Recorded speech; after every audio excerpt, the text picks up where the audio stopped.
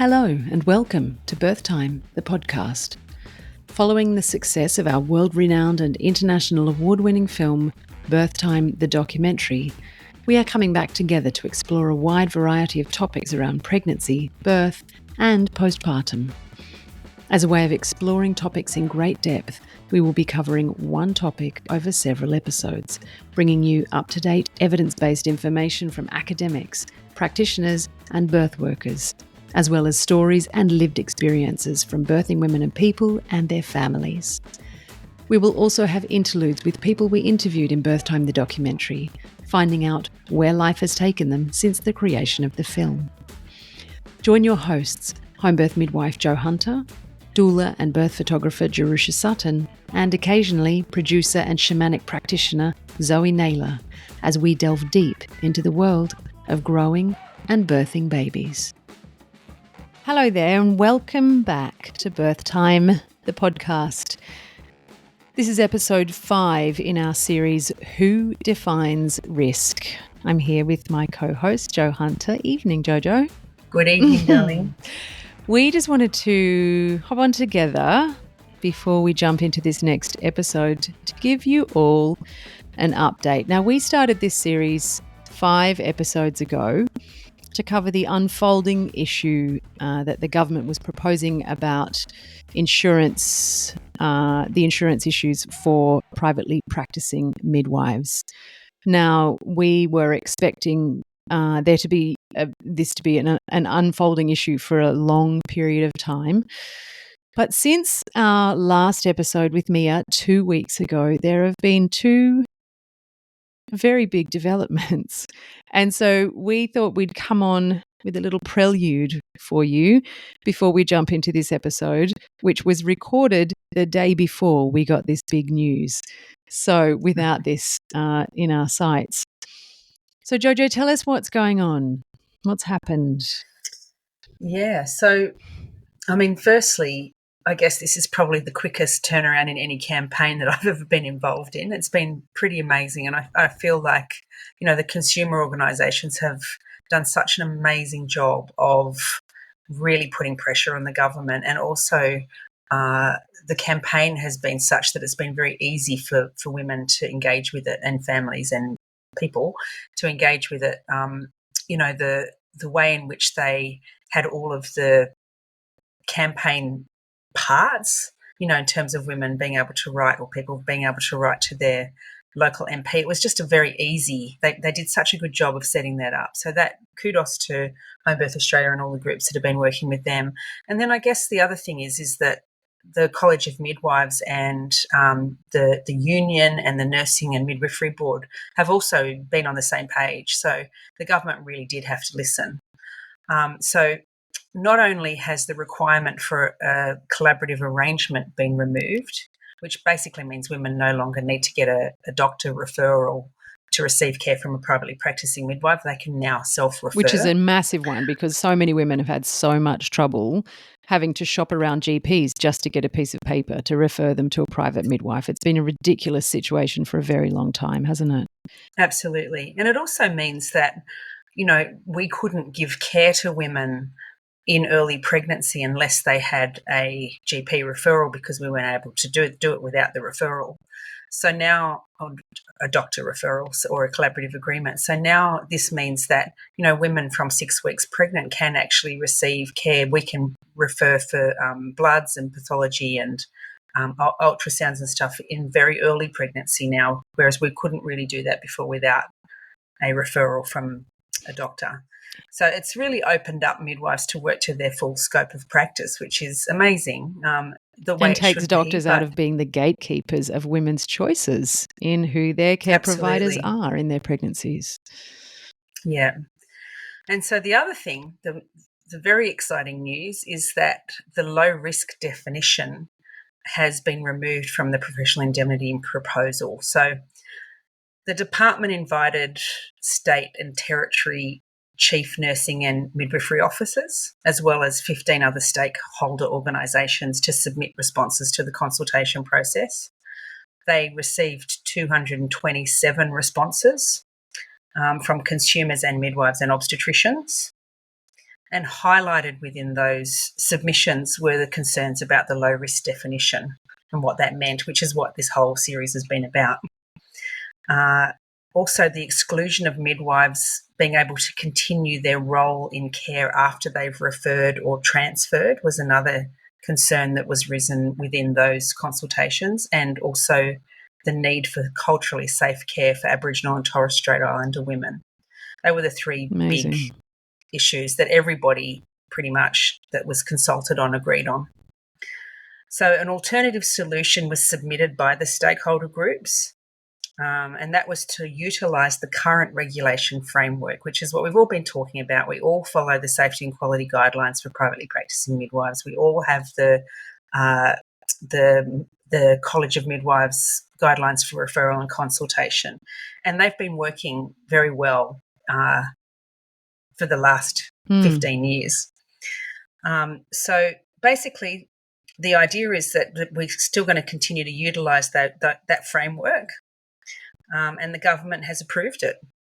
Basically, that's what's happened. They've approved to link professional indemnity insurance for home birth to compliance with the safety and quality guidelines for privately practicing midwives, which is what we already do anyway. And they've removed the definition of low risk, which is amazing. And I didn't really think we'd see it. It's just extraordinary. I mean, they extended the exemption until the end of, 2025? Yeah. And so we were thinking, we had a big march upon our hands over the next more than 12 months to, get this over the line into some acceptable form. And then it came this week, which was quite a shock to a lot of us, wasn't it? It was, yeah. And I think, that exemption will still remain in place until December 2026, and that's to allow for sufficient time for the transition of, the new bills and the legislation to come through and the new arrangements that are happening. But yeah, it's a huge win. It's amazing, and it's actually game changing for midwifery. It's incredible. And so it's an insurance product provided by the government, right? Yeah. We don't know how much it's going to cost. That's our next challenge, right? Yeah, that's going to be, something that could be of concern. But, everybody's still working really hard out there on making sure that we're, keeping it an option for women, and a safe option for women, but also an affordable option for women, because we can't have, if it ends up being extremely expensive, then that cost will then go on to the passed on cost to the for families, the women, and which is not going to work because it's already expensive enough. But hopefully this opens up a whole heap of other things. The fact that we do have insurance now, well, we will have it for home birth. It means that potentially there could be Medicare rebates. That's the next thing, and it might not cover the entire cost, but it would be great if it put a big dent in it. So there were so many women out there who, are hoping for a VBAC in the future or have had other risk factors that, the proposed changes were potentially going to rule them out of at least obtaining, the care of a registered midwife. So there's a big collective sigh of relief happening out there, and we are just so grateful for, as you said, everyone who has put in the hard yards on this. We know there are some very, very tired people out there who have been working around the clock to get this over the line. So we are very appreciative. Yeah, it's time to party. We're heading up to the home birth conference at the end of this week, and I think there's going to be some serious celebration going on there. I cannot wait. So on that, we move into this week's episode. Today we have a dear friend of ours, a very special guest. We've got Dr Stu Fischbein joining us. Stu is someone who walks and talks this topic constantly. A little about Stu for those who don't know him. Stuart J, Fischbein MD, is a community-based obstetrician and an associate of the American College of Obstetrics and Gynaecology. Published author of the book Fearless Pregnancy, Wisdom and Reassurance from a Doctor, a Midwife and a Mom. And peer-reviewed papers, Homebirth with an Obstetrician, a series of 135 out-of-hospital births and breech birth at home. His research on 100 home twin births has been submitted for publication. That's a bit exciting. After completing his residency at Cedars-Sinai Medical Center in Los Angeles, Dr. Stu, as he is known, spent 24 years assisting women with hospital birthing and, for the next 13 years, was a home birth obstetrician who works directly with midwives. Since retiring from attending home births in 2022, Dr. Stu has turned his focus to travelling around the world as a lecturer and advocate for reteaching breech and twin birth skills, respect for the normalcy of birth, and honouring informed consent. He hosts the weekly Birthing Instincts podcast with co-host Bliss Young, which Joe and I have been very lucky to be on. Dr. Stu, welcome to Birth Time, the podcast. Oh, thank you, guys. It's been about a month and a half since I've been away from Australia, and I still think about it every day. So, do you? For those who don't know, Stu was out here, just 6 weeks ago, and Joe and I were both lucky enough to catch up with him over lunch or breakfast. Stu was out here sharing his teachings all around the east coast of Australia in breech workshops and speaking at conferences. We were very, very lucky to have you here. And learning quite a bit, actually, from, the hundreds of midwives that I got a chance to speak to and other birth workers too, including a couple of obstetricians, which was actually fun for me as well. But sadly, what I'm learning is that the United States is actually doing better than you guys. And we're not doing very well. So, and you guys are doing better than a lot of other countries in the world, which have outcomes that aren't anything to shout about, and intervention rates that are ridiculous. There's not even a word in the English language actually to describe the absurdity of what is actually happening. So I feel like where you and I and you guys we're all in the middle of a storm. We are making headway though, and I think things are changing, and I'm feeling fairly positive that maybe not in my lifetime, but things will change for the better for the women that are that we care for, and for birth in general, and for our overall health and mental well-being. So that's where I am right now. I stopped, as you said, I stopped clinical practice, and I'm really just teaching and doing a lot of stuff online. And then I travel and I teach. And this weekend I was teaching here in Southern Utah. We had 2 events in Southern Utah, one here in my hometown in Kanab, and the other was a birth expo in St. George, Utah. And I spoke to over 200 families, and it was really nice to get the reception and open eyes to things that are changing and the possibilities, because as you guys know, as your film points out, how we give birth really matters, and it sets the child and the mother up for a lifetime. And we're not doing very well. Do you feel like since you started working how long have you been an obstetrician for? I started my residency in 1982, so that's 42 years. Okay. I've finished my residency in 86, so it's been 38 years that I was actually a practicing obstetrician. Do you feel like things have got better or worse in that time? Worse. Yeah. Worse. I think that my life has gotten better, and the women that I've cared for have gotten better care, because I evolved from what I came out being the medicalized, I lovingly say the person in the hazmat suit at the end of the bed with your legs up in stirrups and cutting the cord immediately and showing you this beautiful thing you just created, and then walking it across the room and setting it down in the warmer and thinking that was perfectly normal, and cutting episiotomies right and left. And although that's something I learned about your country now, it's in sort of crazy that you guys have a 30% episiotomy rate. The rate should be less than 1%, technically speaking, but so I was that person, and I was the person that was taught that birth was an illness, and that at any moment a pregnant woman could go south, and so we need to be screening all pregnant women for all possibilities. And in doing so, not thinking that we're planting seeds of doubt in their mind.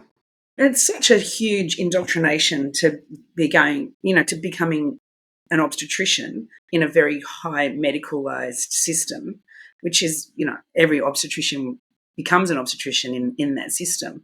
How on earth have you managed to change from being that guy to attending breeches and twins at home? I mean, that's a huge change. Well, a couple things. I was lucky because when I was training, a lot of things that are considered scary and taboo now were considered normal then.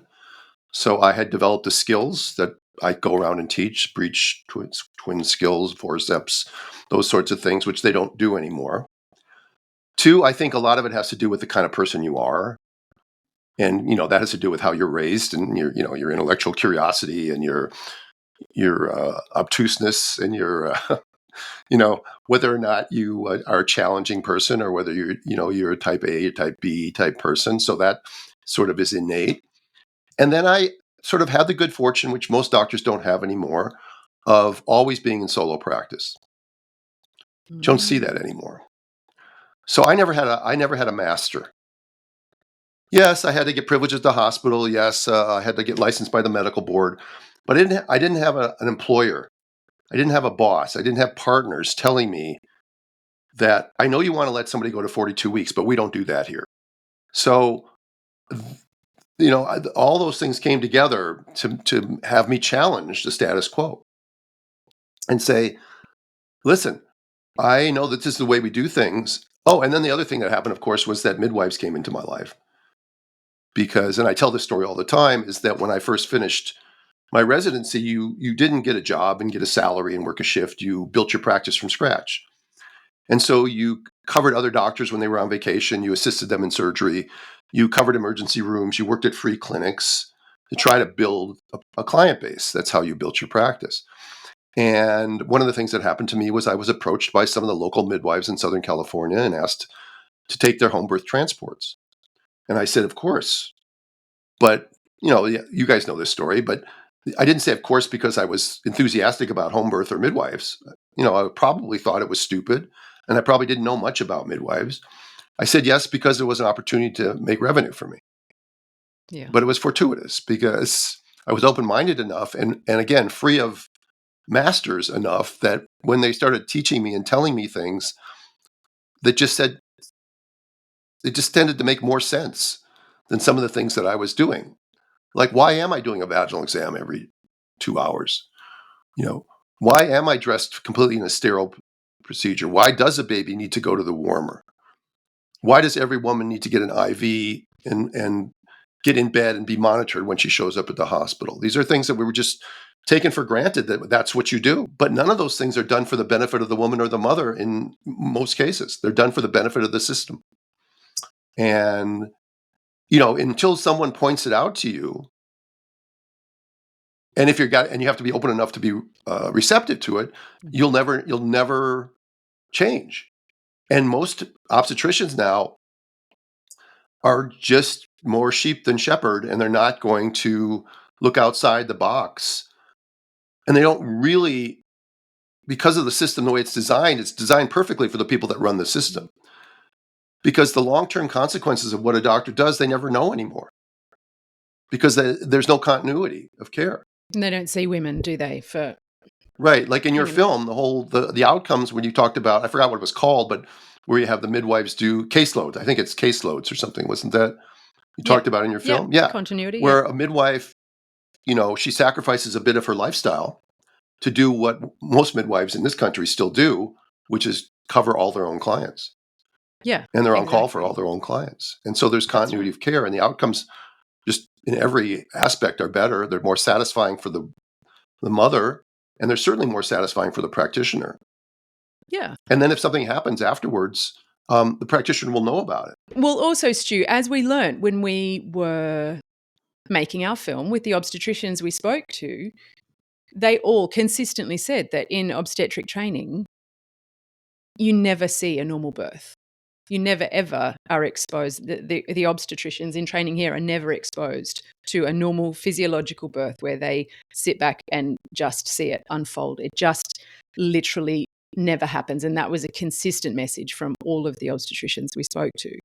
And so, as you say, it does take a curious mind to be willing to unpack that when it's something you haven't been exposed to, it's something you haven't been shown is safe or even, heaven forbid, helpful or fortuitous for the mother and the baby going forward in their life. And they never see them down the track, do they? They don't see the mother and baby 6 months down the track, 12 months, 12 years down the track to see what the impact of those actions are. Yeah, for instance, if they do a C-section on a woman because she's breech, and say a year or two later she's pregnant again and now she has a placenta accreta, they don't know that. They don't even ask the question of why did you have your first C-section and maybe you shouldn't have had it, because they believe what they're doing is correct, so they don't look downstream. And when RANSCOG and ACOG say things like, quote, pregnancy itself is a high-risk condition, unquote, that's the prism by which obstetricians are trained. So they see every pregnancy as a high-risk condition, and the only natural childbirth that a resident might see is a woman who rolls in and precipitously delivers before anyone can touch her. Because once they get in the system, it's pretty much anti-mammalian. They do things to women that you would never do to your own pet if they were in labor. Immobilize them, restrict them, interrupt them, not feed them, anesthetize them, hyperstimulate them, sterilize them, come in and cut the cord, separate mom and baby. Now, again, we always put this caveat in there. There are places that don't do that anymore, and there are things that are changing. But if everything was changing going more toward mammalian birth, we wouldn't continue to have rising cesarean section rates, rising chronic illnesses in our children, rising postpartum depression rates, rising complaints of maternal obstetrical trauma. We wouldn't have that. So any common sense person from outside of the little box could look at what's going on and say, what you're doing isn't working. Why are you doing more of it? But that's not how it works in administrative states. Hey there, Zoe Naylor here from the Birth Time team. Have you seen Birth Time the documentary yet? Having taken home over 22 international awards, this film explores what it would take for all women to emerge from their births physically well and emotionally safe. This film is more relevant now than ever. Just head to birthtime.world and you can stream it directly to any screen or device for just $14.99 Australian dollars. Now, it's back to the podcast. I mean, here in Australia, and I'm sure it's probably the same in the US, the political climate can be really tricky for midwives and obstetricians who support people who are considered, with risk factors or, support twins or breeches at home. And in fact, over the years here in Australia, most of the midwives who have openly done this, put their shingle out and said, I'm doing it, have ended up in disciplinary hearings with their registration board, some of whom have been deregistered. And obstetricians as well, I'm talking about. There's been a couple of obstetricians who have also been in that situation. And I mean, how was it something that you had to, consider when you were practicing? And if so, how did you keep yourself safe in that as a practitioner from any sort of disciplinary hearings? How did you go about that? Oh, I had my share of investigations. It's fortunately, I made enough money where I could hire my attorney and we could defend ourselves. Mm. This is an interesting thing. You're going to get picked on if you stand up and say something or do something different. That's just the nature, not just in medicine, but in pretty much anything. And I was just talking to somebody this morning who's from Canada about this very same sort of topic, about how do you handle these sorts of criticisms? How does it not wear your psyche down and stuff like that? And what we talked about was that I said, listen, I do what I know is right. And if people want to complain about it, that's their choice and that's on them. And if I do something that's wrong, then I just acknowledge that I did something that was wrong and I apologize. And once you do that, then if they want to continue to harp on you, that's also on them. You only need to apologize for something once. You don't have to keep apologizing for it. And if you didn't do anything wrong, then don't apologize. That's a mistake a lot of politicians make. They'll say something that's true, and then they'll get bashed by one side generally more than the other. And then they'll make a half-hearted apology. Well, I'm sorry if I offended anybody. Well, that's not really an apology. That's just you're basically sorry that someone was offended by what you said. Mm-hmm. So it's the same thing. Did it tend to be the people that, if you were transporting to hospital or you needed some assistance, was it usually the hospital personnel or the practitioners in the hospital that would make some sort of complaint about you? I would say that being in my position of people talking to me a lot as I go around the world, I would say that that's the most common source of a complaint. And a lot of these countries, maybe yours too, have the ability to have anonymous complaints. Mm. So you never get to know who the person, which I find to be extremely unfair. In a criminal case, you have the right to you face your accuser. But in these administrative cases, you do not sometimes. So you have no idea, but you can kind of tell. Sometimes it comes from a disgruntled family member. Sometimes it comes from somebody who doesn't want to pay their bill. It doesn't matter. They can make a complaint about anything. And these boards want to investigate them. But it really isn't about the quality of care. Because if it was about the quality of care, then clearly there'd be complaints about hospital-based care every single day. Yeah. But there isn't. So it's about being different.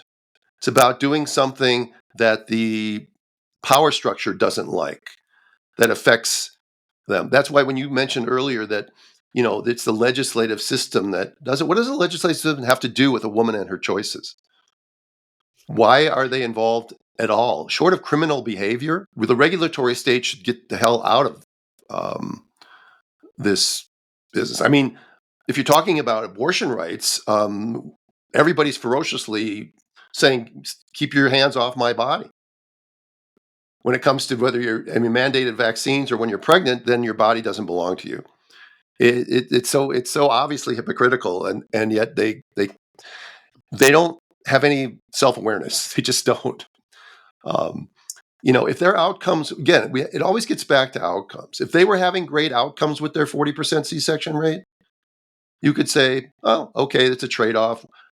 We should look at what we're doing to future generations of babies who are being born that way and what's happening to their, innate reflexes and their microbiome and their bonding and breastfeeding. But we're having better outcomes. But the problem is we're not. And all these interventions have not led to better outcomes in the last 50 or 60 years. And what's really frightening about that is that they continue to come up with more outcomes, and they don't ask the obvious question, is this outcome going to make things better before they institute it? They just institute things, and they do these things. And then we find out later that, these things have been bad. They haven't helped. They've made things worse, like continuous fetal monitoring or Friedman curve or immediate cord clamping or higher C-section rates or inductions of all women at 39 weeks and all these things that they do. They're all, I'm not, again, I think because of the prism they look through, they see pregnancy as an illness, as a disease that needs to be treated. So they're constantly trying to treat it, as opposed to trusting that nature's design is perfect. It's absolutely perfect. Occasionally it doesn't go right, but if you're going to interfere in nature's design, you have to prove that the intervention is better than nature's design in and of itself, and that's what they never do. They just don't do that. And it all boils down again to control and also to obviously money. The system is working really well for those running the system, and that's why they lobby the legislature to control a woman's body. It's not that they care more about safety than I do or you do or the women do. They'll always use safety as that argument. There's the famous Albert Camus saying that goes, the welfare of humanity is always the alibi of tyrants. And so they'll always say that safety is the reason we're doing these things. Never asking themselves, is what we're doing really safer? Because it's not.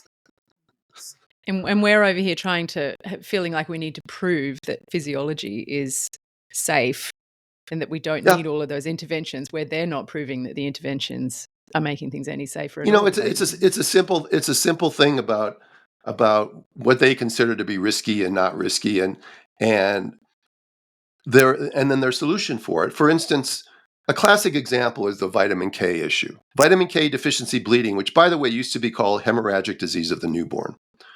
They changed the name to make it more dependent on vitamin K so that they could make vitamin K more central to the discussion.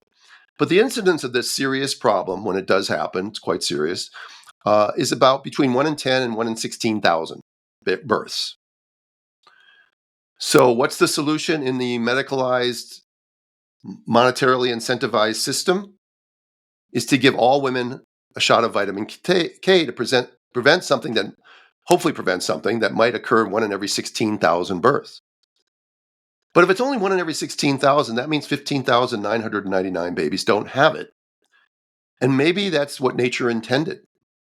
And the idea that if nature wanted babies to have vitamin K, they'd have figured out a way to give it to them. But again, I don't know if it's hubris, it's overconfidence, what it is, to think that we have this disorder that happens in 1 in 16,000 babies. We're going to give all these women something that's going to alter the other majority of them. Why don't we try to figure out what's wrong with these 1 in 16,000 babies and not try to alter nature in the rest of it? But that kind of thinking, first of all, this is the cynical part, which you guys have heard me talk about many times, but there's no money in not giving vitamin K. Think about it. If they suddenly in your country had a code where your hospital or your doctor could bill the government for $30 for not giving vitamin K, suddenly vitamin K would be not given. but because they can only bill when they do something, they do it without thinking about the downstream consequences. Maybe giving vitamin K to healthy babies is a bad idea. And there's lots of evidence out there that suggests that it may very well slow down, make the blood a little bit thicker, make it harder for stem cells to get to the places where they need to go. Immediate cord clamping deprives a baby of a lot of its blood, which has a lot of stem cells in it. And then those stem cells are, if nature designed for baby's blood to be a little bit thinner, maybe it's supposed to be a little bit thinner. Maybe we shouldn't mess with that. But that's not how they think. When we're talking they and the they do this and they do that, I mean, who are we even talking about?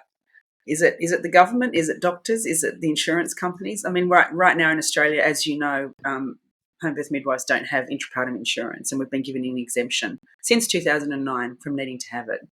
And it was running out in July, and the government said they'd found a product that would cover women with low risk of complications to be able to continue to birth at home. So anybody that was seen outside that low risk category, and nobody has actually told us what that low risk category is, would then not have been covered by insurance, and then the midwives would then be working outside their registration body, essentially illegally.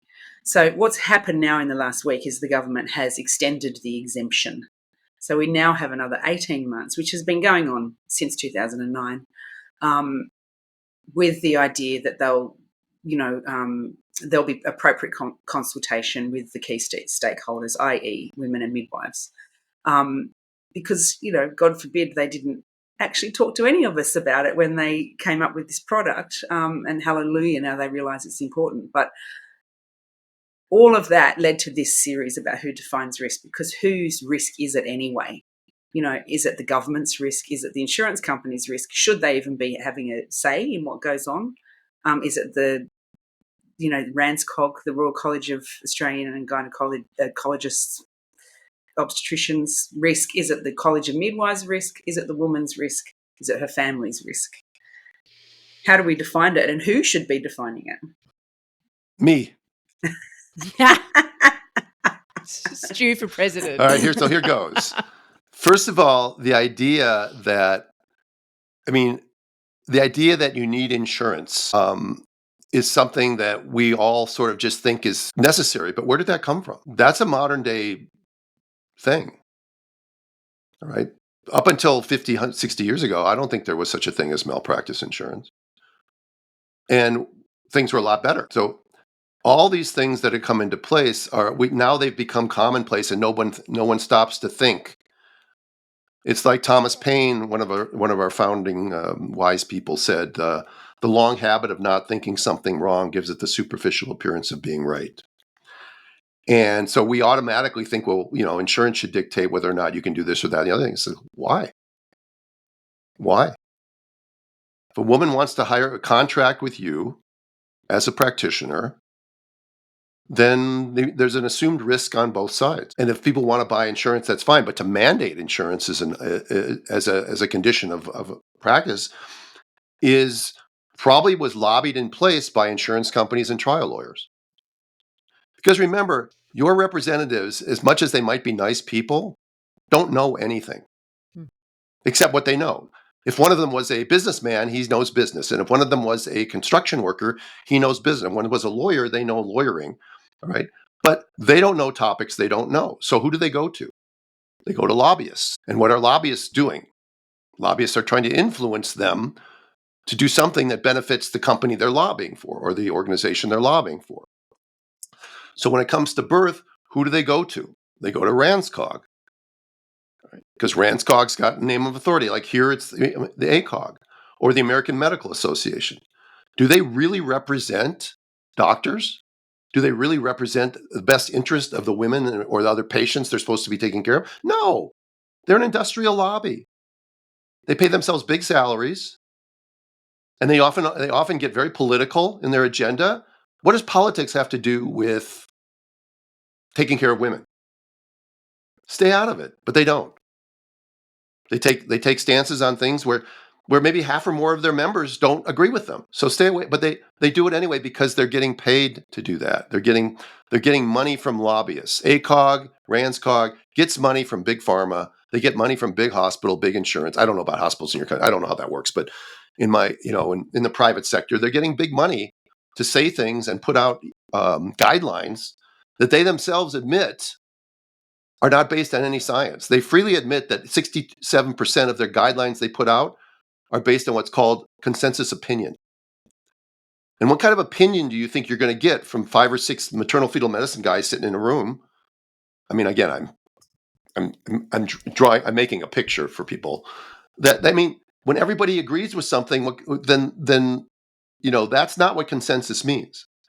Consensus means you have differing opinions and you come to a compromise. But that's not how it works because everyone in the room agrees. And if you don't agree with the majority in the room, you're not invited back to the room for the next consensus statement. Okay. So who defines risk is probably the people that know the least about it. And risk does not mean the same thing, just as safety does not mean the same thing to two different people. And I have some great examples of this. If you want, I can go I just wanted to go through this with you because please. This is one of the things I talk about at my conference. I'm just going to pull this up and just say, is there a formal definition for high risk? And that's rhetorical. I don't want you guys to answer the question, but the answer is no, there's not. All right.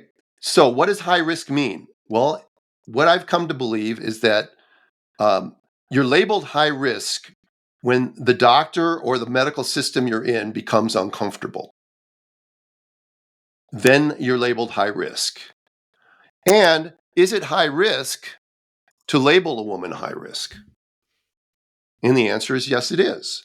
Because now you've changed the entire chemistry in her brain. You now have her worrying all the time. And she's secreting worry hormones, cortisol, adrenaline, not happiness hormones, dopamine, oxytocin. So her baby's neurons, her baby's organs are developing in a climate that's different than it would be if she was oblivious or reassured. But it's not the medical doctor's system it's not in the system of medical doctors to reassure people, because the worst thing that a doctor can be is wrong. So they'll always err on the side of caution by over telling you things, like when you walk in for your first visit and you're 35 years old and they say, oh, you're 35. Well, we call that advanced maternal age, or lovingly they call it geriatric pregnancy at age 35. It's ridiculous. But does that mean all 35-year-olds are at risk? No. And what risks are they really at? Well, they're extremely small. They're just slightly higher than if you were 34. Right. But you now are labeled on your problem list on your chart as being high risk. So let me ask you these questions. Hold on, where is it? Okay. So obstetricians will downplay certain risks, such as cesarean section or maybe doing too many ultrasounds. And they'll upcode other ones, like your baby's too big or your baby's breech. But then these are rhetorical questions. So which carries more risk? Being 35 years old or having a cesarean section? Guys, which one carries more risk? Having a cesarean. Right. Which one's labeled high risk? 35. Being 35. Yep. Okay. How about this one? Think about these for a second. It's so good. All right. So I'm just trying to reiterate that high risk is not a number. All right. How about having well-controlled gestational diabetes or undergoing an induction of labor? Which carries more risk? Induction. The induction of labor. Which one does a doctor consider to be high risk? Diabetes. So true. Yeah. The well-controlled gestational diabetic. And I think I have one more. It has to do with VBAC here. Let's see. Attempting a VBAC or having multiple repeat cesarean sections. Okay. Yeah. It's obvious we're laughing. Yeah, it is. It's so obvious. But the reason we're laughing is because it's so sad. It's so ridiculous. Laughable. Because the doctors will tell you that it's safer for you to have a repeat C-section, even if they'll never even ask the question, do you want a third baby or a fourth baby or a fifth baby? Right. They won't even ask the question. But even if they assume that you were going to have 4 babies, they're going to tell you having 4 C-sections is better for you than trying to have a VBAC. And that's not even true with the numbers. So let me just do this little thing. Maybe you guys may have heard this and other people have listened to me.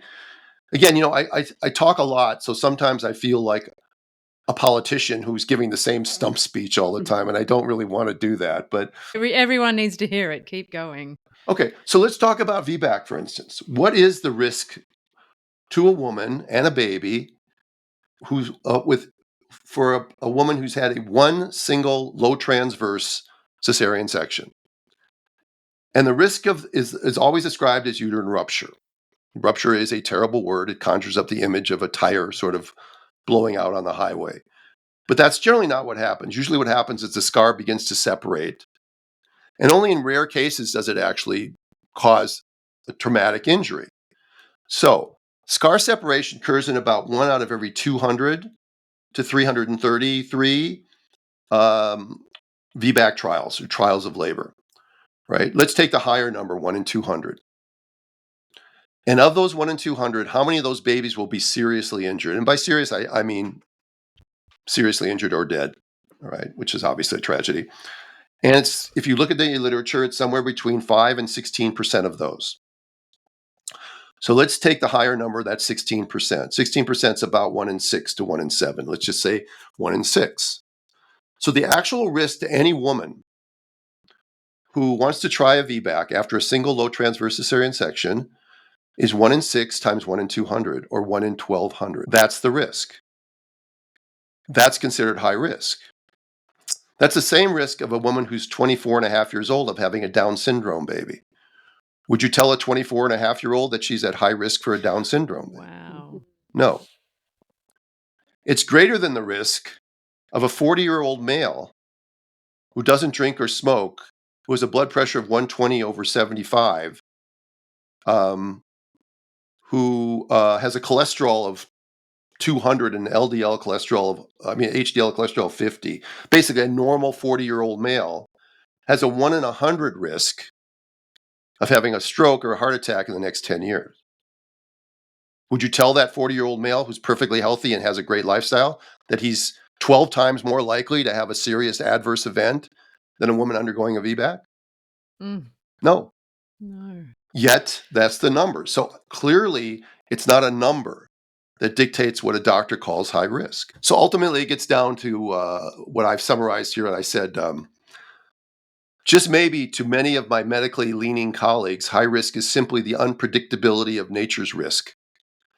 And that unpredictability creates fear in them and discomfort and differentiates it from the risks they prefer.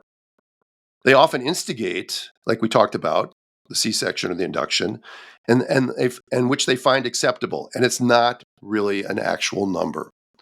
And we have to remember that higher chance does not mean higher risk. You have to know what the denominator is. You can't say something is 5 times riskier without telling them that, yeah, but it's still 1 in a million. Because it was 1 in 5 million last year. Now it's 1 in a million, so it's 5 times riskier. Okay, well, that sounds awful.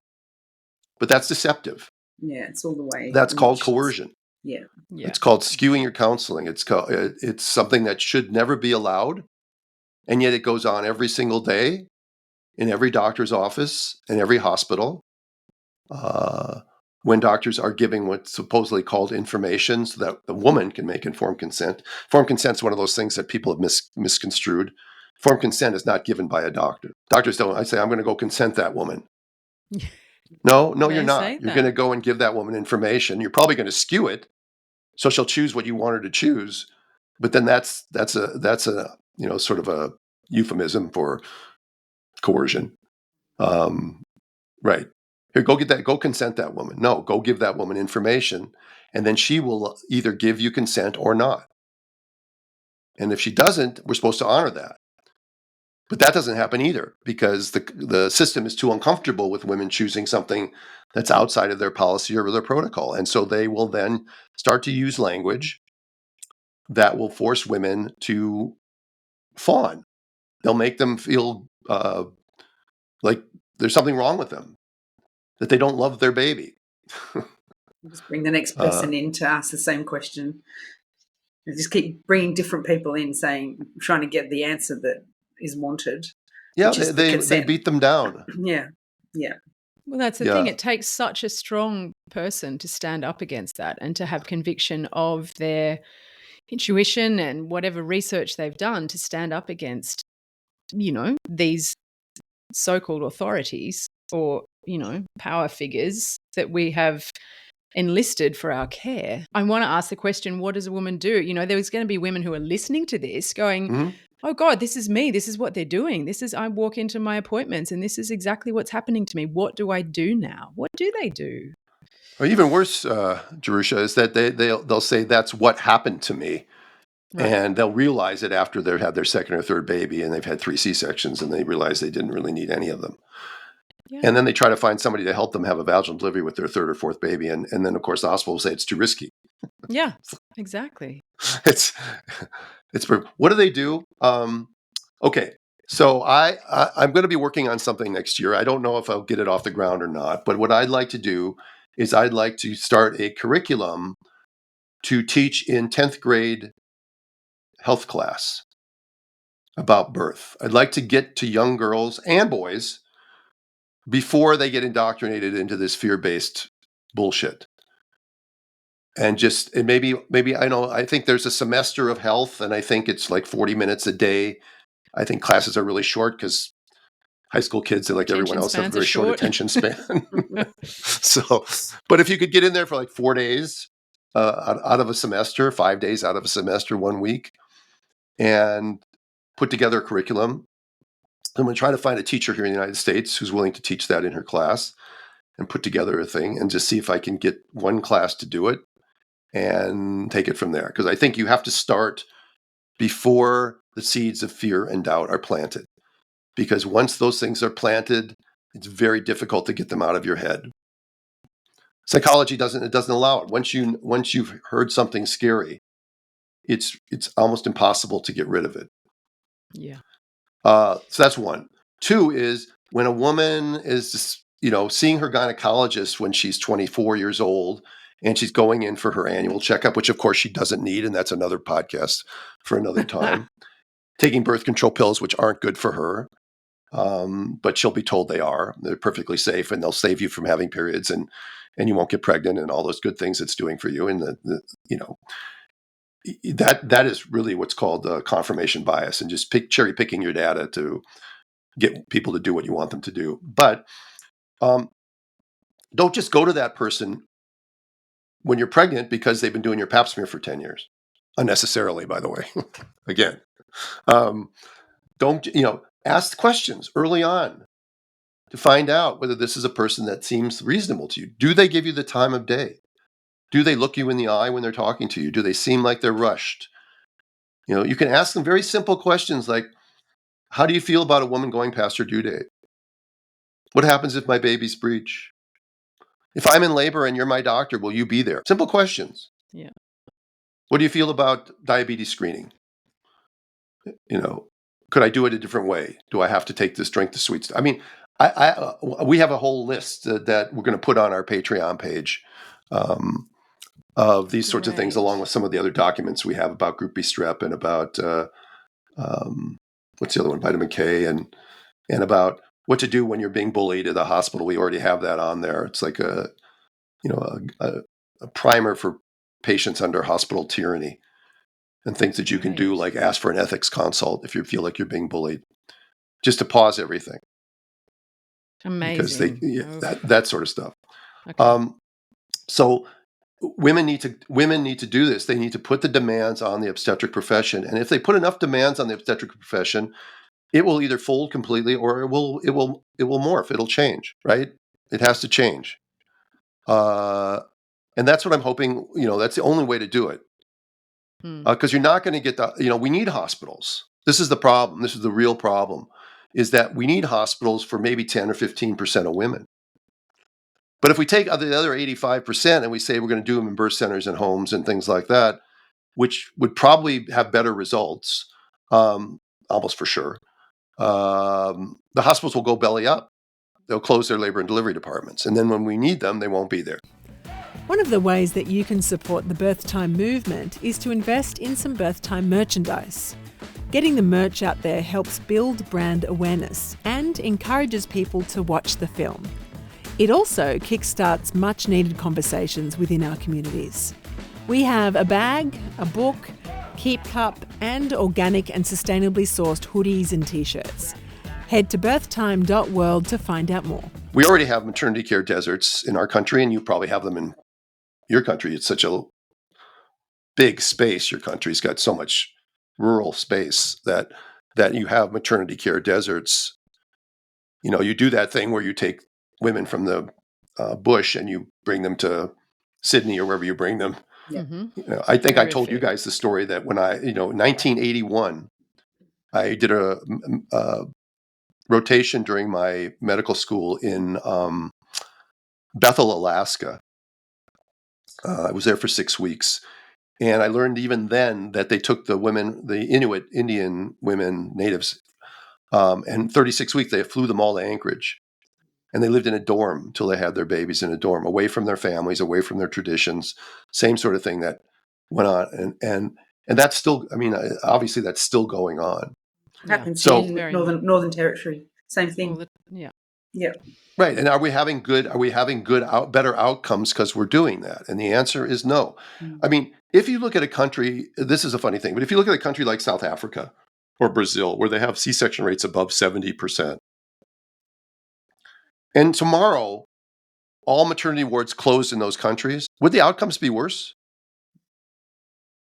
or better? And I think if women were forced to give birth at home, they'd probably have better outcomes than they have now. Yeah, would we lose some women? Would we lose some babies? Yeah. But we're doing that now. Yeah. The C-section rate's gone up 400, 500, 600, 700, 800% over the last 50 years in most countries with nothing to show for it. No benefit and obvious evidence of non-benefit. And yet they continue to do what they're doing. This is the definition of insanity. Yeah. Let's just do more of it. We're not... So back to so what women can do, women can ask these questions. Time to make the obstetrical world uncomfortable. They can go to their politicians. They can run for office if you have to. Most of us don't have the time, the desire. We don't really care about politics until it affects us. And then we're clamoring like, Why are they doing this? Why are they doing? Well, that's because you sat on your ass and didn't do anything for all those years. And people who get their jollies out of being in politics, it's a different breed. Yeah.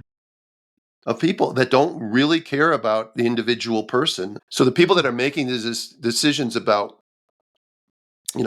what is high risk, or, like the insurance companies and the hospitals and the medical organizations, they are not looking out for the individual woman. They can hide it they can say all they want that they are, but all you have to do is look at the outcomes. What's patient satisfaction at? The very fact that they haven't even spoken to any person that is involved in midwifery, let alone home birth midwifery, when making these decisions answers that, doesn't it? Right. They always say, well, they consider midwifery to be a lesser subset of obstetrics. And I've always said that it's not. It's a highly trained profession of their own. They're experts in normal birthing, and they're better at it than obstetricians are. But then they say, well, obstetricians are experts. Okay, well, I'm an obstetrician. How come I don't have a say? Oh, well, you're not the right kind of obstetrician. If people could read my inbox every day, they would know that there's an epidemic of, quote, misinformation, and it's not coming from midwives, and it's not coming from home birth people like me.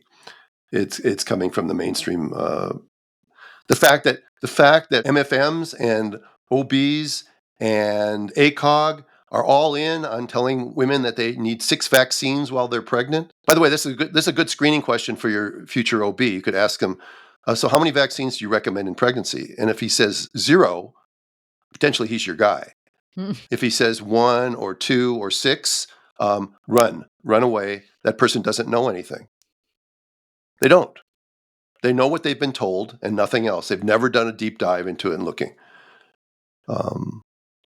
And they certainly aren't be able to use math and calculate risk-benefit ratios and stuff like that. And they certainly aren't people who honor informed decision-making. And the basic basic tenet of medical ethics, which I mentioned earlier, which is that given the same information, no two people should be expected to come to exactly the same conclusion. And yet, that's what they do, because ACOG even sends us emails that say, if you counsel somebody about the DTaP shot or the COVID shot, and they choose not to get it, that you, the doctor, must have counseled them wrong. This is what they're saying. I mean, this blows my mind. This flies in the face of everything you ever learned about ethics and informed consent, is that there's only one outcome that's acceptable? What? It's fascinating. It's, it's what we all think, but you've got the balls to say it, Stu. Well, think about go back to those examples I gave you of high risk.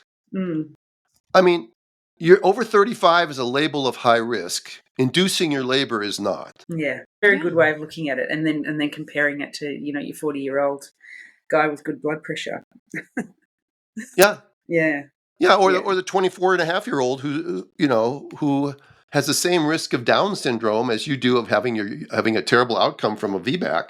And you would never tell it. Well, maybe they'll start doing it. Maybe they'll start telling 24-year-olds they're at high risk for Down syndrome. I mean, nowadays they would never do an amniocentesis on it, but now they'll offer the 24-year-old the NIPT testing. Oh, it's routine. Should they? No. No. Now they're coming out with a new test potentially called Encompass for women over 35 to see if they have are likely to develop preeclampsia. Oh, really? What could possibly go wrong with a test like that? How many false positives are they going to have? Yeah. And then women are going to be nervous. Now, I tested positive for that. Well, it's only got a 75% predictive rate. And it's a very narrow window of singleton, over 35, with no risk factors, looking at certain things. And look, they're already marketing it. It's not even available yet. And it's already being marketed. And I can guarantee you that once it comes on the market, every doctor's office in my country will gobble it up. And they'll start ordering it on people. What do you think needs to happen, in terms of moving forward and for the whole maternity system shake-up? What do you feel needs to happen for all women to emerge from their births physically well and emotionally safe? Yeah, that's a good question. The issue is that it's not going to come from inside the system, because the system is propagating itself. As a matter of fact, it's very hard for an independent thinking person not only to survive medical school and residency, but now to even get in. The weeding process that probably occurs in your application to medical school. I really do think that they don't want the extrovert. They used to. You used to have all these other activities on your thing and blah, blah, blah. Now it's more about some immutable characteristics that we can't necessarily do anything about, like skin color and gender and things like that. But they don't want somebody who's an independent thinker. So how are you going to have the future of medicine who are run by indoctrinated sheep, basically, come out and change the system? They're not. So this isn't going to have to be dismantled, and you can't revamp a system that's built on a shaky foundation, because it will continue to be shaky. These are metaphors that exist. There's the book, on vaccines called Turtles All the Way Down. I don't know if you've heard about it. Have you guys heard about that book? No. Turtles All the Way Down is a Native American legend. I don't know what country it comes from, which it might even be yours. Where the Earth sits on the back of a turtle, okay, and everything that's built on the Earth is on the, and so if you start to build on that, you're really just building on the back of a turtle, which is unstable. So that's next layers, and everything's unstable because it's on the back of a turtle.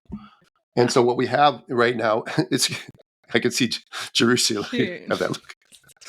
You can see the image.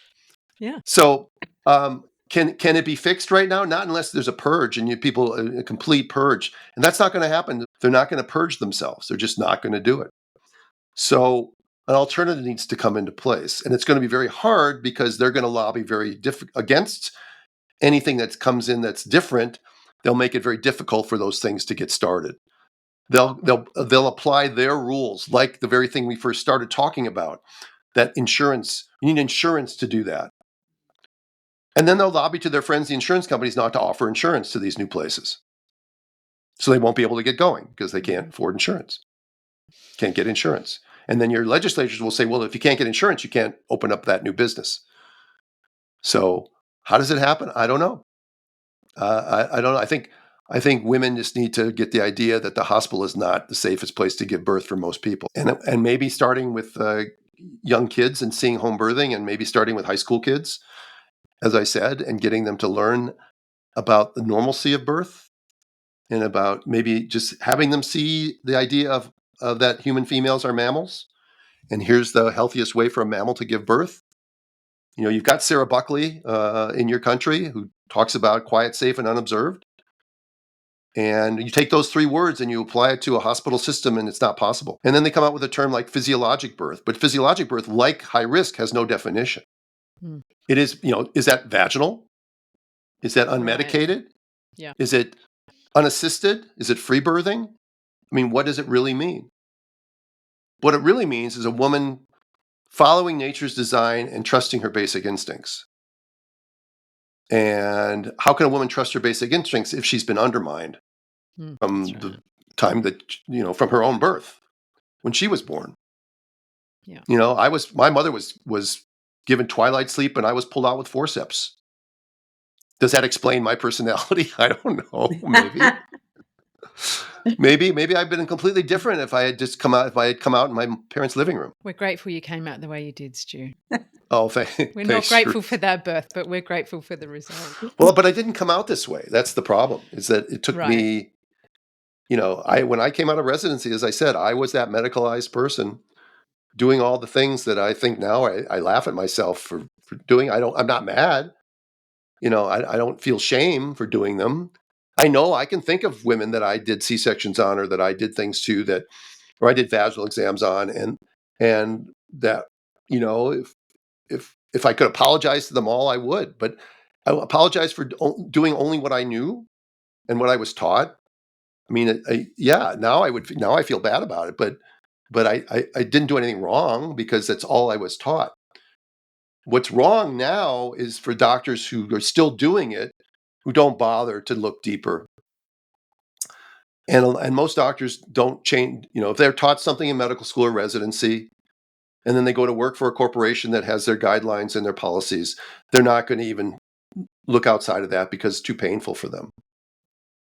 So, Stu, if we could dream up an audience of trainee obstetricians, if we just imagine they're all listening to this, what do you say to them? Challenge the tenets of your residency. Ask them questions like, why, if what we're doing is so good, what we're doing isn't so good?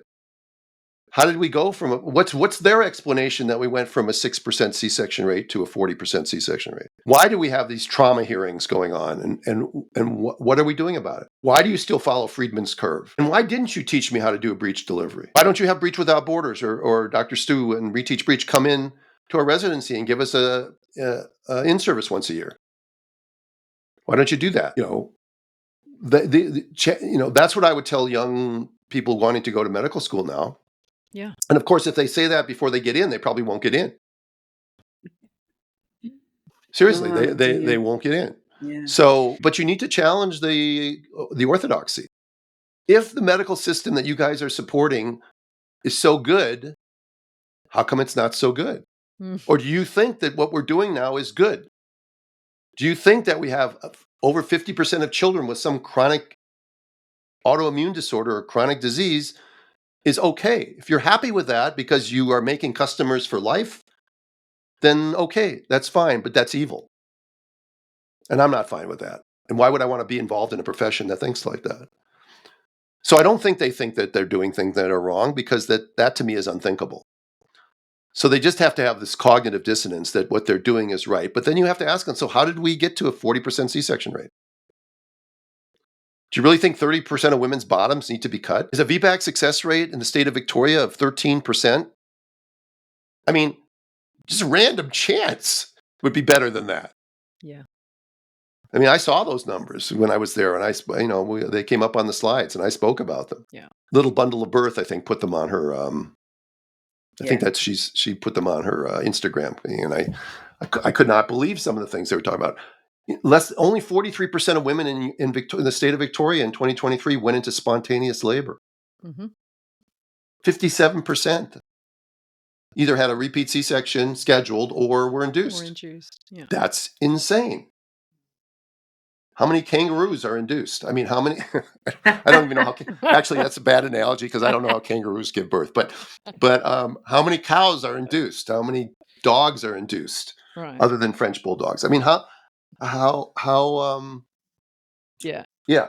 No, they're wild. not. How many? I just try. How many babies are separated from their mothers in the wild? And as Bliss likes to say, we'd be joking about vag exams. She says, how many? Let's see. What does she say about no one's ever checked a tiger at 7 centimeters? Okay. I think that's what she says. Something like that. Brilliant. Right. I mean, first of all, and you'd be crazy to try to take a baby chimpanzee away from its mother. Right. Totally. And yet it's routine. Baby has to go to the nursery. Why? Mm-hmm. Well, because we have to check it out. Well, why? And they don't have an answer for you. Why are you cutting the cord? Well, the baby could get too much blood. You mean the blood that's been in the baby the whole time? It's too much? And, they come up with these things like 1 minute of delayed cord clamping. That your RANSCOG and ACOG and like that. Where does the 1 minute come from? You know where it comes from? It comes from the fact that they're acquiescing to some of it, but the time is too important to them, so they need to move along. So again, this has nothing to do with nature's design and everything to do with what's best for the system. None of the things that happen to you during your pregnancy or when you come to the hospital are done generally for the benefit of 85% of women. Again, 15% of women need these interventions. It's absolutely true. We've done better on certain things. I mean, look at twins and TTTS and the things that we can do for them now, and women with severe preeclampsia and getting those babies out and those mothers doing better. Right. But that's a small percentage. And yet every single woman is treated as if she's going to be a problem. And once that screening test for preeclampsia comes out, now every single woman will have the word preeclampsia mentioned to her at her 10-week visit. What's preeclampsia? Why did I have to know about that? Right. We've got Again, a way to go, Stu. don't think about elephants. I mean, this is like, if I tell you not to think about elephants, you're going to think about elephants. So, you tell a woman at her 20-week scan that she's got the baby looks perfect, baby's growing perfectly, except there's this one little echogenic focus in the heart, which everyone knows means absolutely nothing when everything else is perfect. Mm-hmm. And yet the doctor will say, so we'll just have you come back in 6 weeks and we'll take another look at that. So rather than basking in the beauty and wonder of the baby being perfect at 20 weeks, she's now for the next 6 weeks worried about the baby's heart. And the doctor who said that doesn't even probably know what they're doing. They're not doing it on purpose. They're doing it because they're indoctrinated to believe that that's the best way to treat a pregnant woman. But is it? And then again, you just look at outcomes. You look at postpartum depression. You look at maternal satisfaction. You look at how are we doing? How does a woman look back at her birth and think about it? And you guys initiated this whole birth trauma inquiry thing that you had in your country, which has spread to a few places. Hopefully it will lead to some changes. I'm not an optimist when it comes to government agencies. Sometimes I believe they do make changes, and sometimes I believe they just do virtue signaling. We're going to have this hearing. We're not going to change anything anyway. I think at very least, hopefully it heightens women's awareness going into their births of this. It has hit mainstream media. That is my hope, is that it at least makes women and families more aware of what they're walking into, and therefore potentially impacting the decisions they make about their care, where they give birth, who they give birth with, and what is possible. As Hannah Dahlen says, it's uncovered the dirty little secret. Yeah. Where it goes from here, who knows? Yeah, exactly. What was that, Joe? I didn't hear the last part. Where it goes from here, who knows? Who knows what's going to happen? But yeah, the dirty little secret's out. It's another thing that young girls and women, before they get pregnant, you want to ask these questions. You want to find out, just like when you move to a new community, when you decide you and your partner are moving to Rochester, Minnesota, or some other place, you're gonna say, so, what are the hospitals like? What are the schools like? Where's the Costco?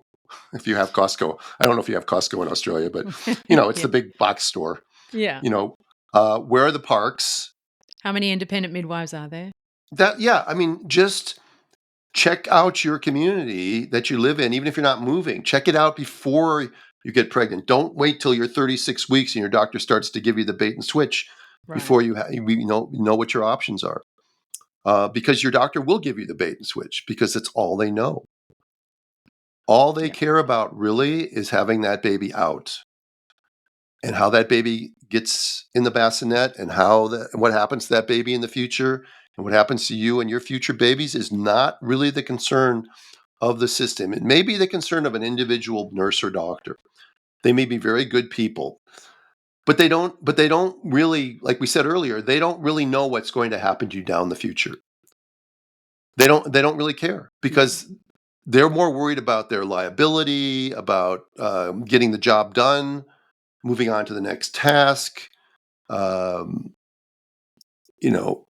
living in a fear-based world, and that's got to suck. The whole idea of coercing women to be induced at 39 weeks, you have to really do a job on them to get a woman to believe that getting baby artificially induced at 39 weeks is better than nature's design, right? It's not. It's not. Nature has designed a perfect system. It doesn't always work, but its design is perfect. And we still understand very little about the mysteries of pregnancy and that sort of thing. However, we have to assume that nature's design is the gold standard. And if you're going to interfere in nature's design, the burden of proof is on the intervention to prove that it's safe before it's instituted, rather than assuming that nature is flawed. Because nature isn't flawed, right? I would trust nature much more than I would trust the medical obstetrical complex, because just by looking at outcomes, looking where we've come in the last 50 years. Thank you so much. And thank you so much for your honesty. And, it's mean, I consider it a brave thing to get up there and just speak it all and not, not give a care about what anyone else thinks. It's fabulous. Well, not many people do that, so thank you. Well, you're welcome. But I'm in a fairly unique position, right? In that I am semi-retired. Mm. What can they do to me? Mm. I mean, can they block my Instagram page? Yeah, I suppose they could. Can they take away my license? It doesn't really matter. I keep my licenses because every now and then I might want to do a birth. So I understand why a young doctor with, who's 35 years old, who's got 2 kids, and maybe is the primary breadwinner for her family, can't risk that. But what's it doing to the soul to know that you're doing things that are wrong every day? You cannot block it out completely. Cognitive dissonance works in the short run, but in the long run, it's going to poison you. Mm. You have to do the right thing. You have to do the right thing. There's the mic drop. Yeah. How do you live with yourself? It's a big one. Stu, thank you so much for joining us. I love you guys. It's been awesome. And that's a wrap. You can check out the show notes to find websites, books, research articles, social media handles, and general information about each of our podcast guests. Thank you to our fabulous birth time sisters, Zoe Naylor and Selena Scoble, for supporting the creation of this podcast behind the scenes. If you're enjoying the show, please take a moment to follow or subscribe to Birth Time the podcast. Leave us a review and a rating, and please, we'd really love it if you'd share it amongst your friends and networks. You can also find us on Facebook and Instagram at Birthtime World, and our website birthtime.world, where you can also stream and watch our international award-winning film, Birthtime the Documentary. You can find out more about me, Jo Hunter, and my midwifery work at midwifejo.com.au, and more about Jerusha Sutton and her gorgeous photography and doula work at jerusha.com.au. And thank you to you, our beautiful Birth Time family, for tuning in to Birth Time the podcast. We really do appreciate you all so, so much. Until next time.